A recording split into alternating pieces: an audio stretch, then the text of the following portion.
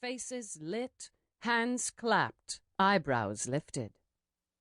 For the English, Heck Andrews was everything a Southern residence was meant to be. Remote, anachronistic, both inviting and forbidding at the same time. It fulfilled their tritest expectations, though I received complaints that there was no Spanish moss. "That's in South Carolina," I'd explain. And then we would get on to why I didn't seem to have a Southern accent, and I'd be reassured that telltale traces had been eradicated. Even in the last light of the day, I could see the clapboard was flaking. So the failing Manila paint was now my problem. It was apparent from the pavement that the ceilings of the first 2 floors were vaulting, all very exhilarating, except they were murderously dear to heat, and the price of oil was now, I supposed, my problem as well.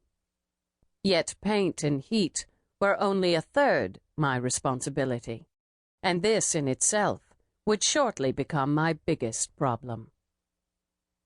It was the Sunday of Thanksgiving weekend, a holiday which I only ever remembered in Raleigh-Durham, where gift shops were flogging pop-up pilgrim books. Letting this exclusively American holiday nearly slip by unnoticed gave me a sense of accomplishment. I zipped up my jacket. No doubt the English didn't picture the South in winter, but North Carolina has one, albeit mild. In fact, I remembered dressing for school, huddled by the floor vent, stuffing my bunched knee-highs by its breadth to pre-warm my socks.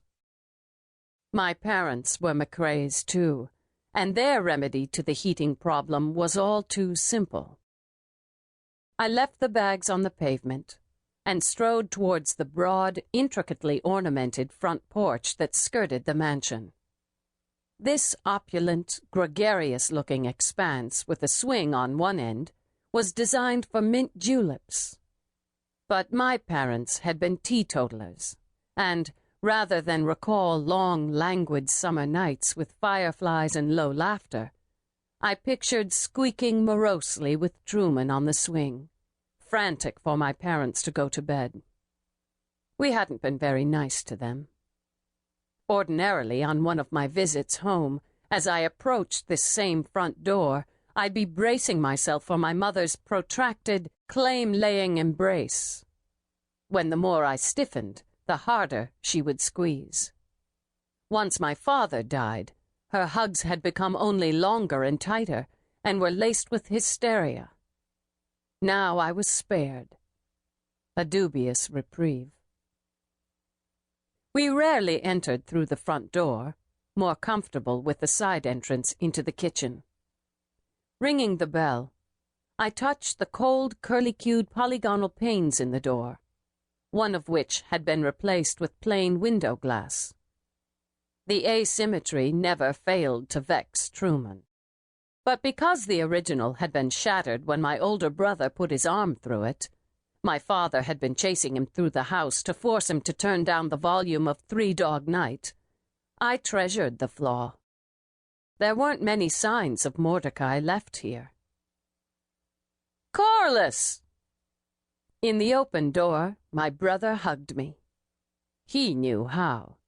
His hands were firm on my back, and he waited a single beat, during which he was plausibly thinking about being glad to see me, and then he let go. I didn't take these capacities for granted. "You should have let us pick you up." "Not during rush hour." The consideration was unlike me.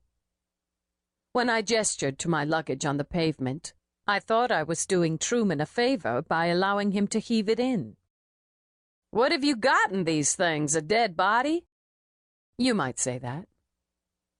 "I thought you were only here for a few days," he muttered. "Girls," with a smile. I watched my little brother. He was broad, though to say stocky would suggest fat, which he was not.